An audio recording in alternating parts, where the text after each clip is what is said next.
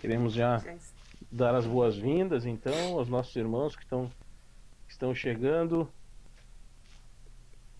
Estamos hoje estreando uma plataforma um pouco diferente aqui, também pelo Facebook, e já estamos aqui com a presença dos nossos convidados, né? Pastor Elias Torralba, irmã Joselma, uma Paz do alegria Senhor, recebê-los. Amém. alegria nossa. Prazer, viu, pastor Carlos, pastora Jerusa. Uma alegria poder revê-los, ainda que mas poder revê-los é uma alegria muito grande. Verdade. Obrigada, igualmente. Eu já quero, aproveitando este início, nós geralmente deixamos os agradecimentos para o final, né? Mas no final, geralmente, o pessoal já vai saindo depois da oração ali que a gente sempre tem. Mas eu já quero agradecer já de primeira mão a Deus, primeiramente, pela oportunidade de a gente estar reunidos, mesmo que virtualmente, né? Agradecer a Deus pela vida de vocês, por terem aceitado o nosso desafio, nosso convite, né? Quero registrar agradecimento aos dois irmãos que nos permitiram, né, nos viabilizar esse contato, que foi o Gilmar e o Eliezer Luz, também, né, que eu sou bem conhecido de vocês. E também o irmão Moisés, que é o que está provendo essas imagens aí, né, tanto aqui no Instagram como lá no Facebook. A gente está estreando hoje no Facebook também, do departamento. Um trabalho bem simples, né, mas que a gente tem feito com carinho para sempre levar uma palavra de Deus às famílias, aos casais. Somos gratos a Deus por essa oportunidade. E dando as boas-vindas, então, a vocês nessa noite que para nós aqui está fria, mas eu creio que Para para nós vocês aqui em aí São não Paulo tanto, também, né? né, amor? Exatamente. Tá também? Olha aí, Tá frio? que legal. Com certeza não igual aí, mas É, para nós aqui está. provável. Que legal. Com certeza. Só fazendo uma introdução, então, a gente, quando fizemos o contato, né, falávamos sobre o tema e tal, e eu estive olhando alguns dos títulos dos livros que o senhor tem escrito, né, e abençoado a nossa nação, e me chamou muita atenção que aquele livro que, né, que traz o tema, né, que dá o tema à nossa live hoje, né, que é conflitos familiares, como vencê-los. E louvo a Deus porque o senhor aceitou, né, vocês aceitaram abordar esse tema conosco nessa noite. Amém. Para nós é uma grande alegria poder servir a querida igreja em Porto Alegre, mesmo que desta vez à distância. Inclusive, aproveito para honrar a Deus pela vida do pastor João de Oliveira, homem de Deus, pessoa que eu admiro e quero muito bem. Um abraço a ele, à Amém. sua família. E eu que, junto da minha esposa Joselma, queremos agradecer a vocês pelo convite para falarmos de um assunto tão relevante, importante e tão necessário em tempos tão difíceis. Exato. Bom, desculpa que a G teve que sair um pouquinho para atender as Ah, crianças, né? Nós temos 3 pequenos isso aqui, pode acontecer a qualquer vocês momento aqui lembram? também. Vocês têm 2 também, né? Então isso pode acontecer, né? Como aconteceu agora aqui. Exato. Mas, pastor, eu acho que sem mais delongas, mas Joselma, a gente pode já iniciar esse, esse tempo de reflexão. Quem sabe se o senhor quiser fazer uma introdução, de repente, de como o senhor, né, como Deus inspirou o senhor a escrever esse livro sobre esse tema e tal. Quiser fazer uma breve introdução, depois nós temos algumas perguntas que eu acho que podem nortear a nossa conversa aí. Claro, Aí a gente faz e vocês respondem.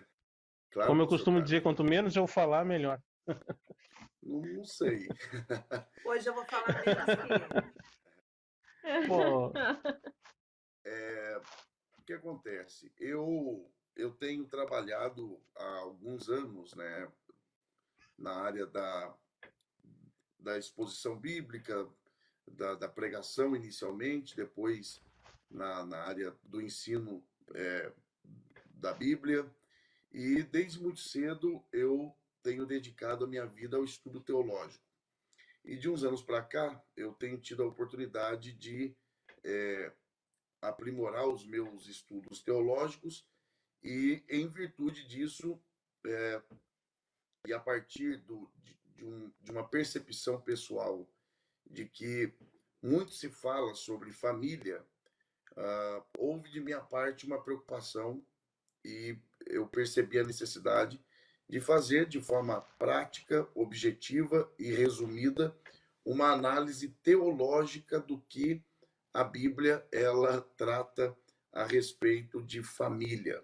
Então se faz muitas abordagens a respeito de família, mas eu percebi uma necessidade em virtude da ausência de uma análise estritamente teológica do que vem a ser família. Então, a partir disso, eu comecei a pesquisar sobre família, a perspectiva bíblica, a perspectiva teológica, e eu percebi, do ponto de vista bíblico e teológico, de que os conflitos familiares, existe aí uma causa para que eles ocorram.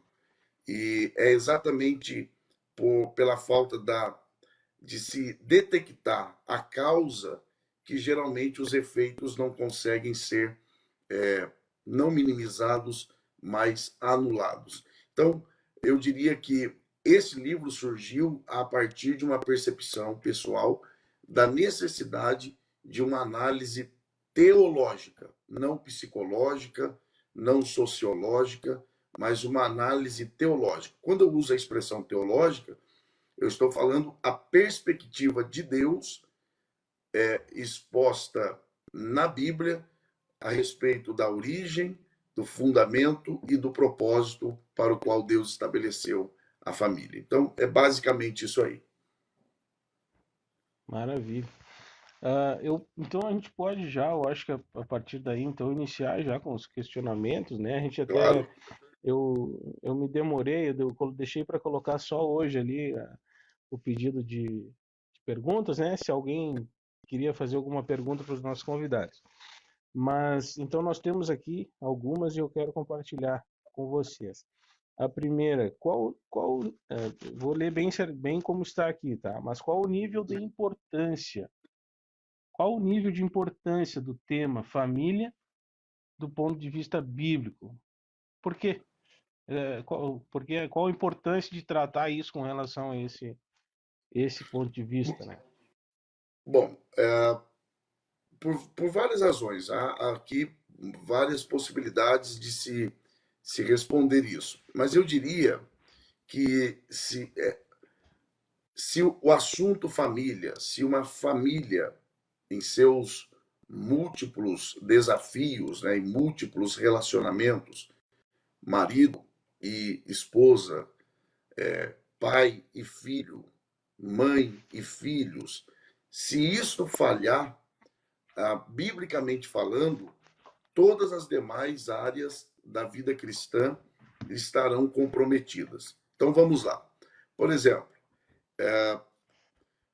o primeiro ser na Bíblia que aparece trabalhando é o próprio Deus. E é impressionante como que Deus ele aparece na história como o primeiro trabalhador e não trabalhando para ele, mas trabalhando para o outro. Então ele cria todas as coisas e depois de ter criado todas as coisas, então ele forma o homem e o coloca no jardim do Éden. Então Deus cria todas as coisas para que o homem desfrutasse disso. Então aqui nós já entendemos um princípio de que o verdadeiro propósito, primeiro, da vida é trabalhar em favor do outro, é servir ao outro, é beneficiar o outro antes de si mesmo. Em seguida, Deus aparece, segundo o relato bíblico, formando o homem, não só o homem, já formado o homem, a Bíblia conta-nos como Deus formou a mulher e unindo-a com o homem, tornando então esses dois em uma só carne. Ali então é a constituição do que hoje nós chamamos de família. Então, biblicamente falando, a família é uma ideia de Deus, ela é um projeto de Deus. E tudo que nós podemos saber a respeito de Deus está nas Escrituras. Então, tendo sido Deus quem criou a família, idealizou e executou o plano chamado família, e as informações que temos a respeito desse Deus e a respeito da família está na Bíblia, logo, aí está o primeiro motivo pelo qual é preciso uma análise sobre a família dentro de uma perspectiva bíblica. E não só isso, a importância desse assunto percorre toda a Bíblia Sagrada. Então, por exemplo, onde é que a nossa vida cristã é mais testada? Ela é testada principalmente no convívio familiar, na forma com que eu trato minha esposa, na forma com que ela me trata, na maneira como eu trato as minhas filhas e na maneira com que eu ensino as minhas filhas a respeito da forma com que elas devem me tratar ou nos tratar. E para eu devolver aqui a você, inclusive dar aqui a oportunidade à Joselma para comentar também, quando nós pensamos, por exemplo, sobre ministério, quando olhamos para a Bíblia e pensamos sobre ministério, é impressionante como que quando Paulo escreve na carta a Timóteo a respeito dos critérios para se ingressar no ministério, ou os pré-requisitos, ou as condições, como queiram, é impressionante como que Paulo ele coloca que a maioria dessas condições está na relação do obreiro com a família. Então, é a forma com que o obreiro lida com a esposa, volto a dizer, a forma com que o obreiro conduz os seus filhos, a maneira com que ele se relaciona com a sua família. Então, se eu falhar em relação à família, se eu falhar no que diz respeito à minha casa, todas as demais áreas da minha vida, seja como cristão, ou seja como obreiro, tudo estará correndo sério risco, para não dizer que praticamente irá ruir. Então, eu diria, pastor Carlos, que aí está a grande razão pela qual é preciso uma reavaliação constante do que pensamos sobre família à luz da Bíblia. Porque se isso falhar, as demais coisas, por certo, também estarão aí correndo sério risco de se desfazer também. Eu achei muito interessante que o senhor abordou a questão do serviço, né? Quando o senhor fala ali que Deus começa a criar não algo para ele. Ele cria um mundo perfeito para alguém, como o senhor falou anteriormente ali, né? Essa questão do serviço, né? De tu trabalhar pelo bem de alguém. Eu acho que isso diz muito sobre, justamente sobre o papel do homem, enfim, do homem e da mulher dentro do lar, né?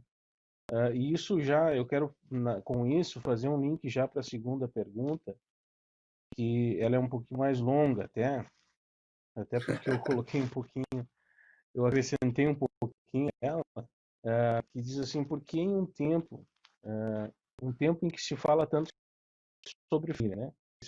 Tem agora esse que a gente vive, em que a gente está mais tempo em casa.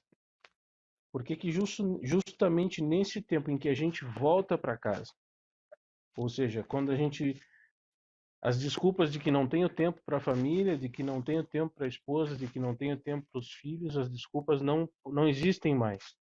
Então, neste tempo que eu volto para casa, a gente é surpreendido, como nós fomos, eu e a Jerusa, no último final de semana, quando conversávamos com os amigos, que a gente soube desse dado que eu até acho que comentei com o senhor, que quase 30% de aumento no número de divórcios aqui no nosso estado, registrados em cartório. Quer dizer, isso muito provavelmente essa porcentagem é até maior, dado o fato de que muitos não vão até o cartório para oficializar. Então, esse assunto de conflitos familiares é muito pertinente, né? Então,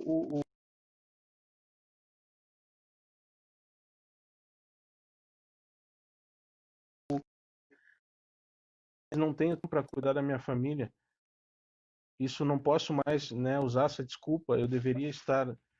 Seria o momento de curar as feridas, e parece que elas estão sendo expostas, né? Essa análise ela é muito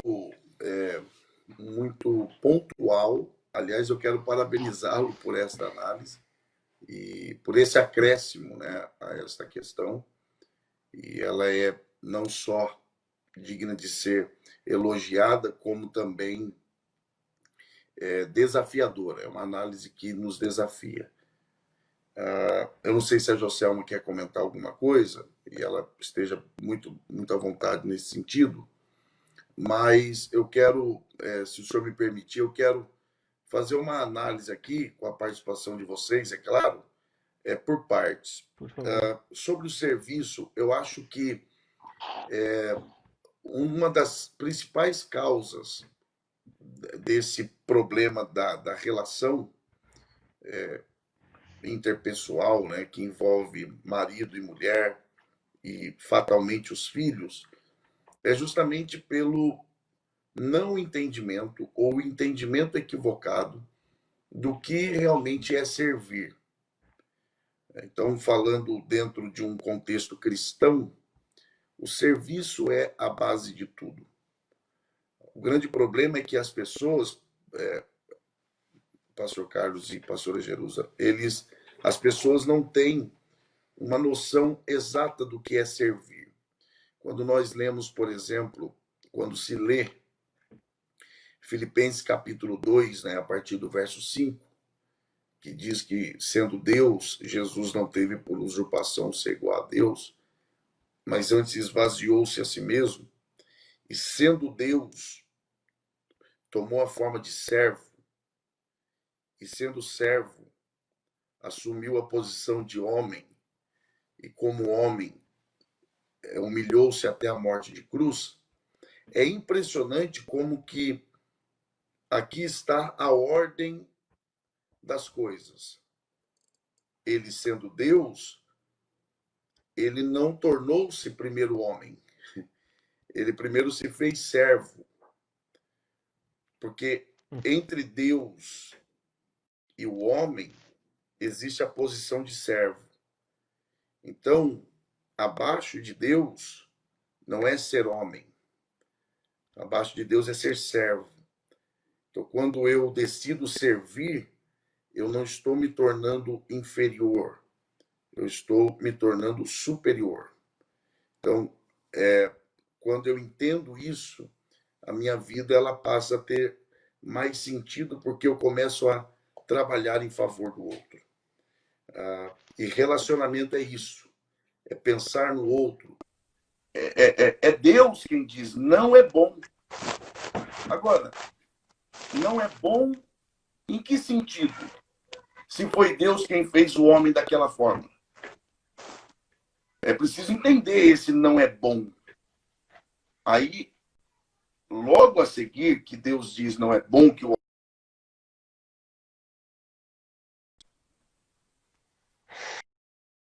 Então, olha só. Não é bom que o homem esteja só. O homem está bem. Ele não tem falta de nada. Exato. Ele não tem falta de nada. Nem mesmo de uma mulher. Exato. Nem mesmo de uma mulher. Aí Deus diz, não é bom que o homem esteja só. Far-lhe-ei uma adjutora, que lhe seja idônea e que esteja adiante dele. Olha isso. O que significa adjutora? Adjutora vem da expressão adjuvare, que quer dizer aquela que vem em socorro de, aquela que vem para auxiliar. Em outras palavras, auxiliadora. Então, vamos lá. Isso é muito importante, porque isso é libertador. Isso é libertador. Porque Deus diz, não é bom que o homem esteja só, far-lhe-ei uma ajudadora, far-lhe-ei uma auxiliadora, que lhe seja idônea que seja capaz, preparada dele. Então, descobrimos para que Deus faz a mulher e une a mulher ao homem? Para auxiliá-lo em alguma coisa. Auxiliá-lo em quê? Lembra que eu falei que nós não podemos divorciar o propósito da família do propósito da criação do homem? Para que Deus criou o homem? Para refletir o seu caráter diante dos homens, ou refletir o seu caráter na terra. Ora, sendo assim, para que Deus criou a mulher? Para auxiliar o homem. Em quê? Na sua missão. Qual é a sua missão? Por que Deus une um homem a uma mulher e uma mulher a um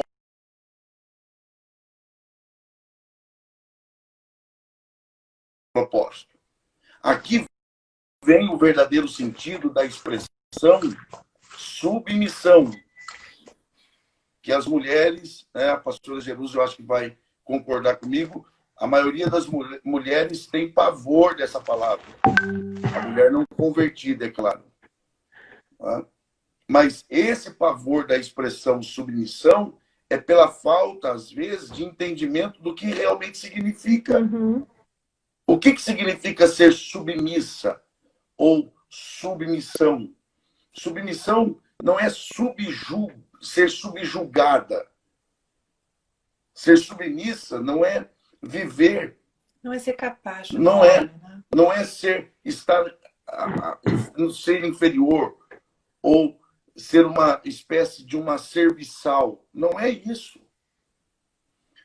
A palavra submissão é a junção de duas expressões. Sub, de estar, em certo sentido, abaixo.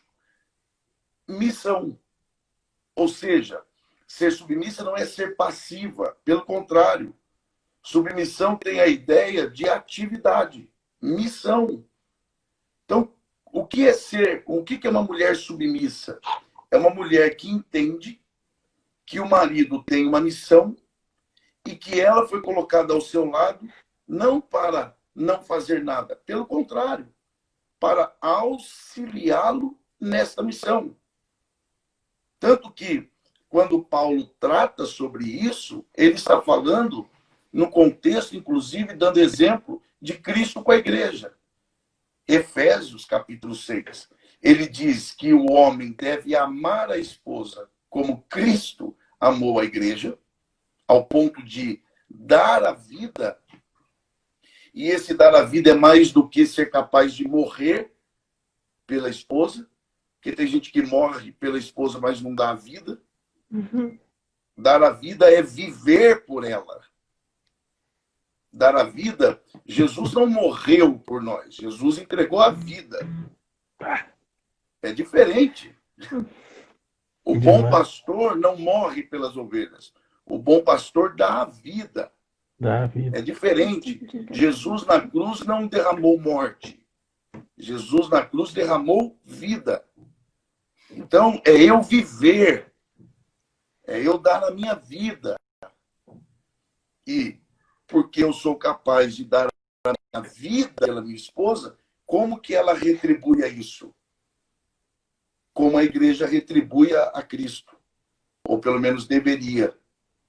De que forma? Submissa. Como? Participando da missão de Cristo.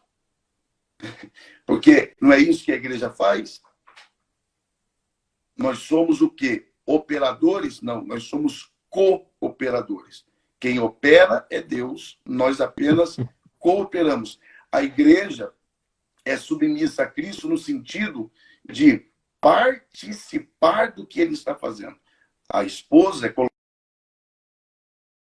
criar e participar do que o marido foi chamado a fazer, que é o quê?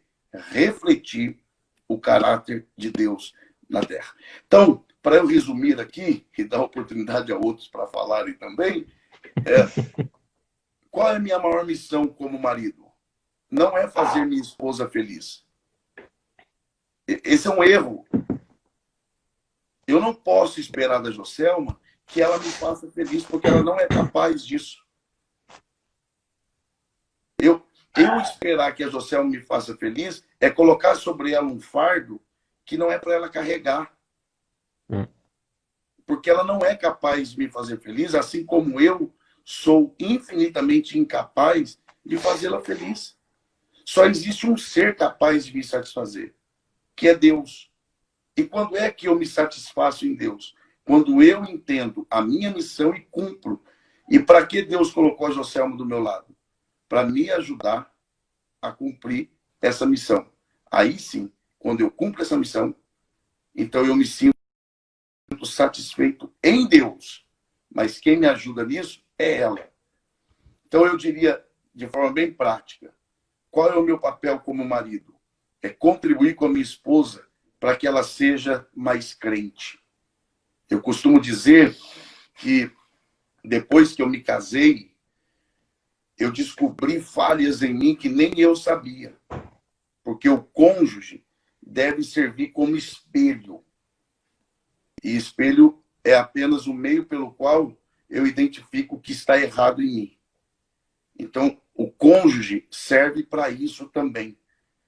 Para apontar, não acusar. Apontar os meus defeitos, me auxiliando para corrigi-los. E eu que Deus queria com a entrega da mulher ao homem.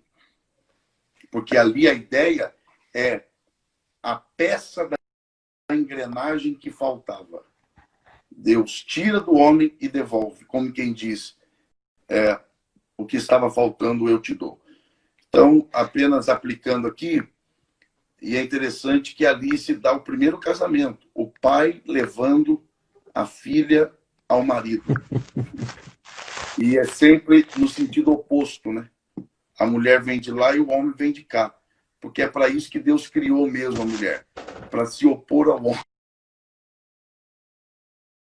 Bom, Carlos, quem conhece a gente de perto sabe como nós somos muito diferentes. Ele é mais quietinho, ele é mais, né, centrado. Eu já sou muito extrovertida, já sou brincalhona. E as pessoas pensam que isso talvez é um bloqueio. As pessoas deveriam ser um pouco iguais. Não. Ele falando sobre submissão, quem me conhece sabe que eu sou muito independente.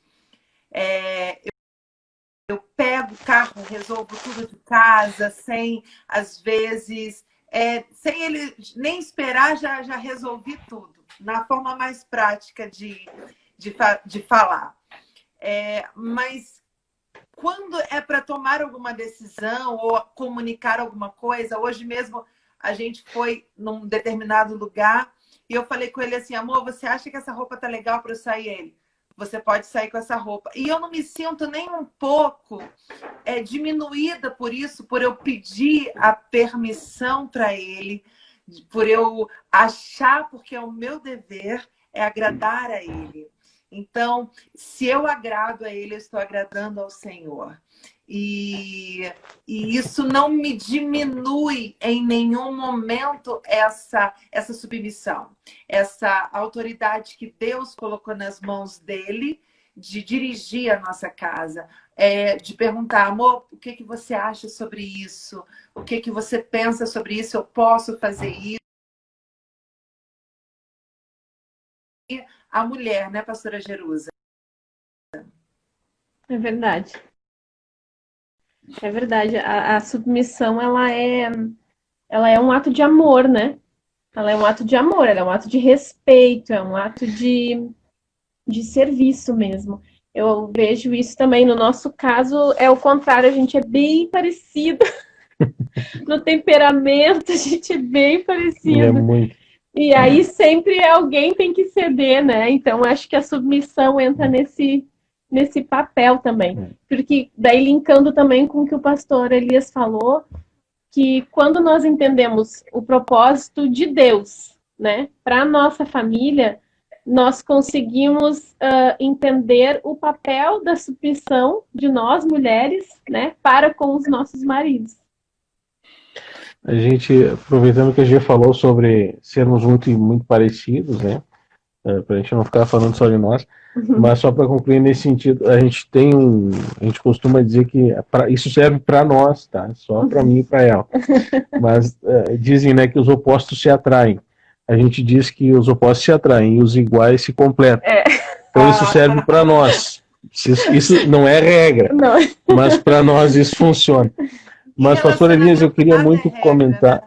É verdade, é verdade. Só a Bíblia mesmo, só a Bíblia para regrar. É só a palavra. Essa questão de os opostos se atraem, tem que se ter muito cuidado, porque às vezes uma jovem, um jovem cristão está aí falando, eu sou santo, então eu vou atrair o que não é santo. Não, nesse caso repele, né? Se tu é santo, tu vai repelir, né? Pastor, eu só assim, obviamente, quando estou alegre, mas porque o senhor estava falando e eu pensando aqui, olha só o porquê da resposta da primeira questão, o porquê entender a importância do tema da família do ponto de vista da Bíblia, né? Porque a Bíblia diz que a gente erra porque a gente não conhece. E um problema de nós também nascemos em berço cristão. E o problema da gente, que é crente há muito tempo, que a gente se acostuma a ser crente. Se acomoda. A gente se acostuma a ser crente. Se a gente não é alguém que busca diariamente a renovação,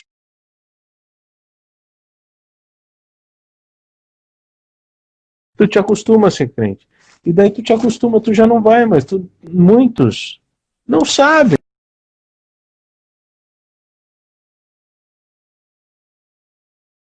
Um relato assim que alimentou a nossa alma, alimentou muitos que estão nos ouvindo aí. E eu quero partir para uma pergunta muito interessante que chegou para nós também, que o irmão diz assim, e quando nem todos da casa são convertidos, de que forma esses problemas, né, esses conflitos poderão ser resolvidos? Bom, eu posso tentar. Eu vivo tentando fazer alguma coisa. Eu não digo que eu consigo, mas pelo menos tentar, eu tento, né? Eu posso tentar responder isso de duas formas. Uma forma com uma resposta muito direta, porém respeitosa, é claro, e a outra tentando explicar um pouco melhor, ou ampliar um pouco, né, a nossa reflexão. A resposta objetiva e direta, eu diria, não muda nada. Eu não posso exigir de um descrente que ele cumpra funções ou que ele tenha frutos que são frutos dignos de arrependimento. Então, eu não posso exigir, por exemplo, se eu sou um homem crente, casado com uma mulher descrente, eu não posso esperar que ela produza.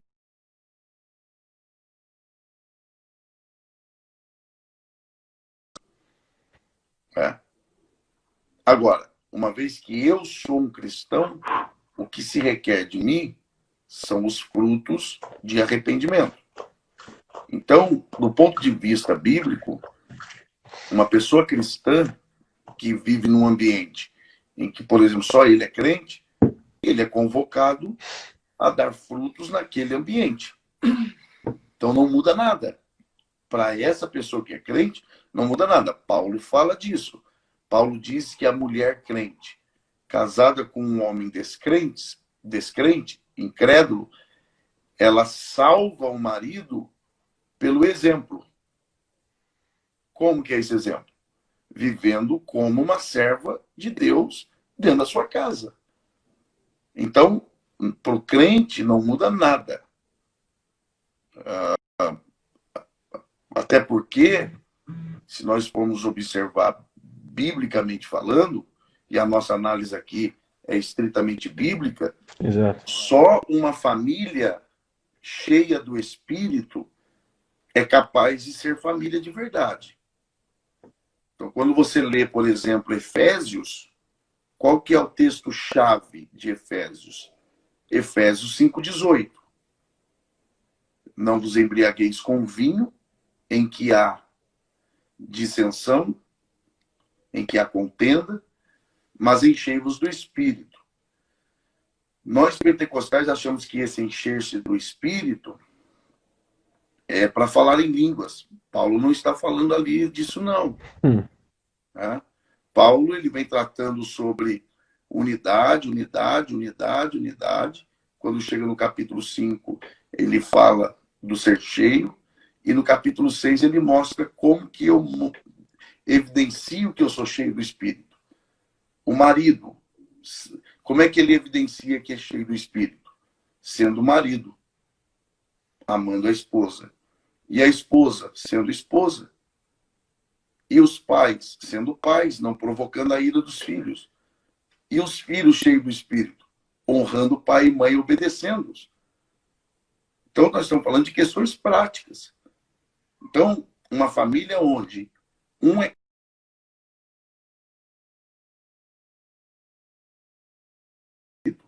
ao ponto de ele cumprir o papel. Então, se ele é um filho, ele vai ser um filho que honra pai e mãe. Se ela é uma esposa, ela é uma esposa que se submete ao marido. Desde que isso não fira princípios estabelecidos por Deus, porque mais vale obedecer a Deus do que aos homens. Então, qual é o limite da minha submissão? Uma mulher pode perguntar, qual é o meu limite de submissão ao meu marido que não é crente? O meu limite de submissão ao meu marido é enquanto o que ele estabelecer não desonra o meu Deus. E a minha, e se eu sou esposo cristão e minha esposa não, desde que esse amor primeiro seja uma demonstração de amor a Deus. Porque esse é o ponto, meu amigo. Deus em primeiro lugar. E sempre quando eu vou viajar, Joselma fala, ó, na sua viagem, honre a Deus. Porque honrando a Deus, você vai me honrar. É isso. Então, não muda o comportamento porque o ambiente é outro. Não, o comportamento deve ser o mesmo. E, nesse sentido, essa pessoa com certeza vai estabelecer o céu na sua própria casa. Aleluia. Eu vi que a irmã Joselma colocou ali para o pessoal começar a fazer perguntas, surgiu uma ali. E ter ciúmes, pastor? Irmã Joselma, aí é normal? com ela. Aí eu vou deixar ela falar. Logo eu. Não, não posso. Você que provocou o pessoal para fazer perguntas. Eu acho que ciúme tem...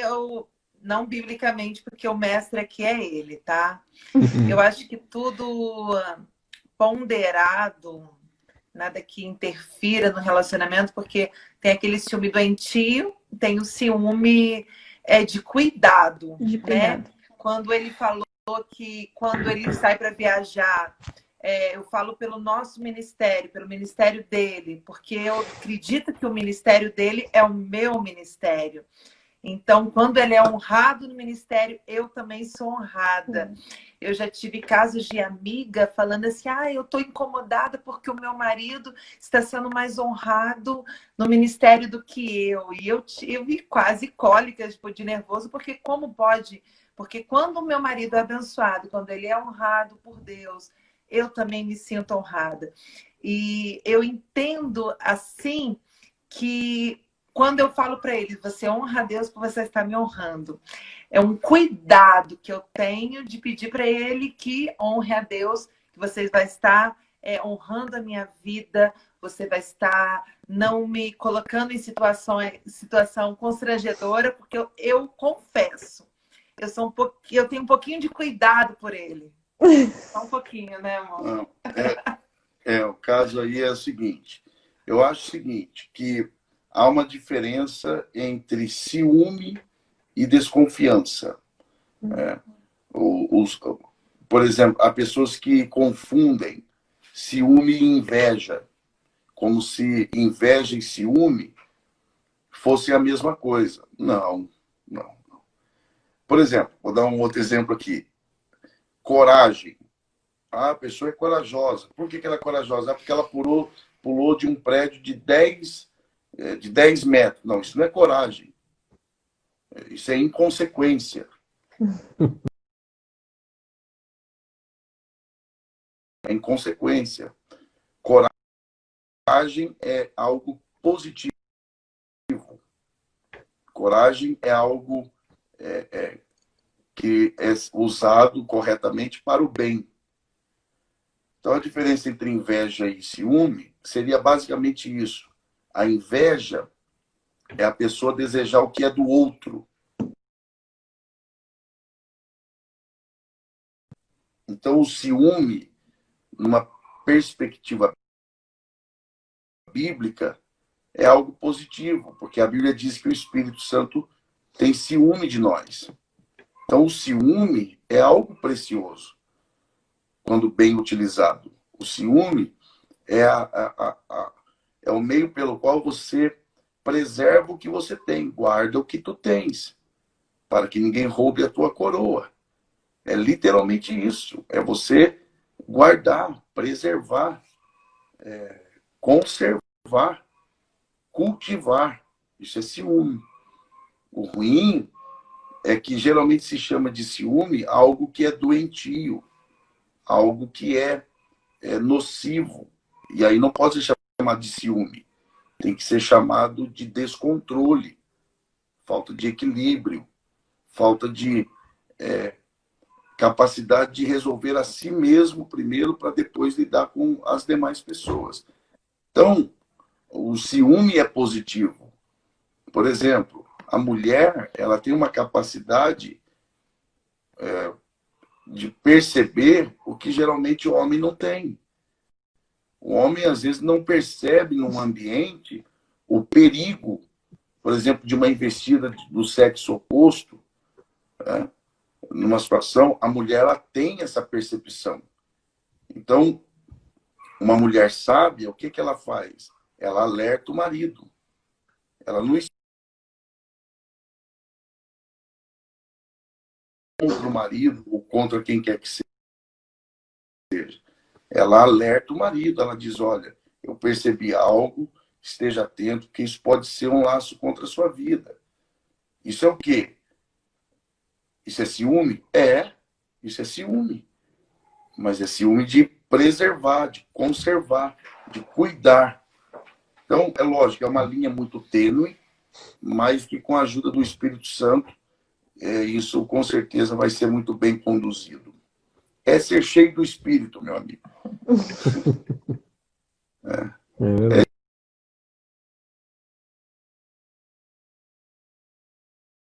Não nada, né? Mas, pastor, eu acho que está muito, como sempre, né? Muito bom lhe ouvir a irmã Joselma, né? Eu lembro que na oportunidade em 2018, que foi quando a gente se conheceu, foi muito bom estar com você. A gente ouviu apenas o senhor, né? Então, quem sabe, passando esse tempo de distanciamento, enfim, a gente não sei como é que tá para vocês aí, mas nós aqui, eles tentaram dar uma enrijecida, enfim, tá aquela, vamos dizer assim, aquela politicagem disso, né? Nós estamos com as igrejas fechadas, né? Somente por lives, né? Só online. Tivemos um período ali de um mês, eu acho um mês e pouquinho, Um mês e pouco, sim. com até 30 pessoas no templo. Enfim, a vida, vamos dizer assim, de congregar, né, na igreja tá bem difícil, assim, né? Eu queria fazer mais uma pergunta que, analisando esse contexto que a gente está vivendo, tá? E isso também já serve como uma introdução para o que a gente vai conversar na próxima semana, que é sobre a internet dentro de casa. A gente sabe que é uma baita de uma ferramenta. Nesse período tem sido de bênção para, assim, evangelismo, e levar a palavra de Deus de uma forma muito, como é que eu vou te dizer, pesada, assim, tem bastante material, muita gente criando enfim, lives, materiais, né, evangelizando, mas também a gente vê que é um campo muito movediço, né, pastor? E eu vejo que isso também tem trazido algum conflito dentro dos lares. Nós temos famílias com adolescentes, com jovens, e chega um momento que parece que já não tem mais o que fazer.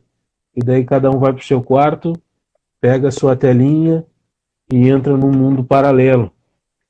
E esse é um terreno muito difícil. O que o senhor poderia nos trazer a esse respeito de É, eu, eu, reflexão? eu, eu tenho. Isso é um dos objetos do meu pensamento, não só nesse período de pandemia. Já um pouco antes desse período, eu Sim. já vinha pensando muito sobre isso. Bom, eu sei que há esse problema, de que tem até uma frase que diz que a internet aproxima os...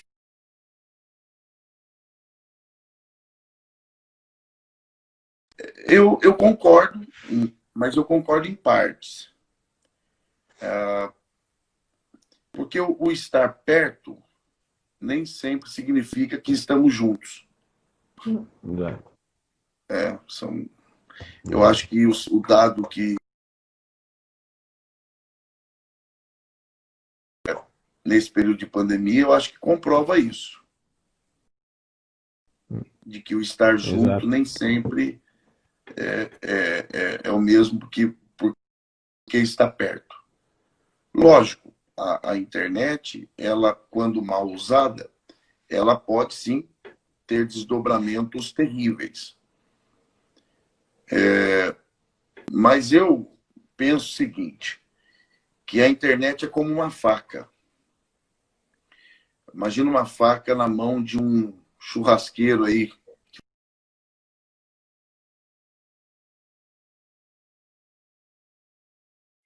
Da verdade, né? Então, você imagina uma faca bem afiada na mão de uma pessoa dessa, num domingo, 10h30, 11 horas da manhã. É garantia de algo bom. Mas imagina a mesma faca, no mesmo horário, nas mãos de uma criança de 2 anos. É a mesma faca, no mesmo horário e na mesma casa. Mas o efeito será diferente. Exato. Então, a internet, quando alguém me pergunta, a internet é boa ou ruim? Eu digo, a internet é uma daquelas coisas que não é nem bom e nem ruim. Depende de quem usa. Exato. Então, eu diria que a internet, para quem é convertido e para quem sabe qual é o propósito da sua vida, ela servirá como bem. Porque, por exemplo, eu posso usar a internet para eu me comunicar com a minha família. Cuidado, usar a mesma internet para destruir o meu casamento.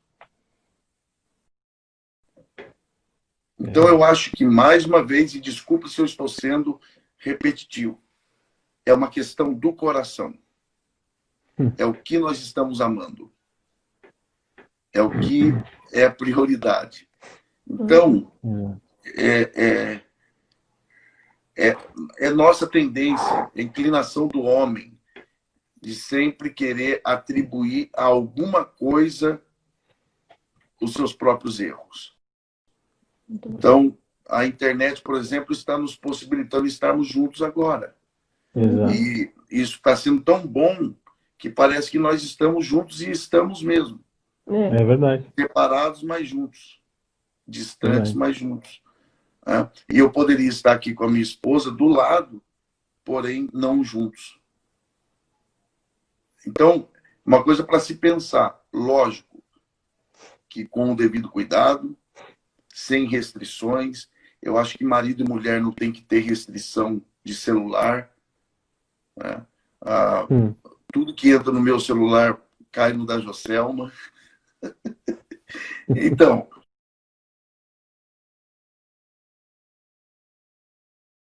casou, meu amigo, acabou a privacidade. A sua privacidade não é mais sua, é do casal. Minhas filhas não assistem o que querem. Elas não podem, elas ditarem o que vem, quanto tempo vê. Também não. Então é uma questão de normatizar, é de estabelecer regra. É uma grande oportunidade que os pais têm de mostrar para os filhos que existem normas nessa casa, que as portas da casa não estão queimadas, ainda existe porta. E aqui se sabe muito bem o que entra e o que não entra, o que é para ficar fora do que é para ficar dentro. Então a internet é uma grande oportunidade, não só de nos aproximar, mas também de mostrar aos nossos filhos que regra é parte da família e é o que nos fará viver bem, em paz e honrando a Deus e uns aos outros. Mas é uma discussão que daria um tema bem legal para a gente conversar. É verdade. Com certeza. Tem que ser a edição 2. Parte 2. Isso. A gente vai ter que fazer, com certeza. Vamos fazer. Pastor Elias, eu gostaria de pedir para o senhor, para vocês, que traga uma palavra de oração por todos aqueles que estão acompanhando, aqueles que estiveram conosco, abençoados. Amém? Pode ser, Joselma? Não é que eu não saiba orar, não. Ela vai orar. Não, mas é uma bênção. Oremos. Pai, queremos te agradecer pelo privilégio de estarmos juntos aqui nesse momento para testemunharmos e testificarmos da tua palavra. Esse departamento de família, Deus, dirige-os, ajuda a irmão Carlos, a pastora Jerusa, nesse departamento tão importante para a tua igreja. Pai, ajuda-nos a cumprir a nossa missão como família. Ensina-nos a entender o nosso papel como esposa, os homens como marido. Ó Deus, cumpre o teu propósito nas nossas vidas, que possamos ser satisfeitos em ti, para que em tudo o teu nome venha a ser glorificado. Ser o centro da nossa casa, meu Senhor. Reina sobre os lares. Entra com providência, Senhor, nesses lares que talvez essa família que está ouvindo essa live e que está com problemas no seu relacionamento. Deus, dê a solução. Ser o dono desse lar. Entra com providência, supre as necessidades, quer que seja emocional, financeira, afetiva. Deus, entra com providência, seu terceiro elo desse casamento, ó Pai. Glorifique o teu nome, em que em tudo, Senhor, nós possamos te honrar em toda a nossa maneira de viver. Ser conosco, ser com as famílias, cumpre o teu propósito em nós e glorifica o teu nome. Essa oração que nós fazemos e a fazemos em nome do teu Filho amado Jesus Cristo. Amém. Amém. Amém. Amém. Aleluia. Deus abençoe você. Recompense. Foi uma alegria. Lembranças às meninas. Toda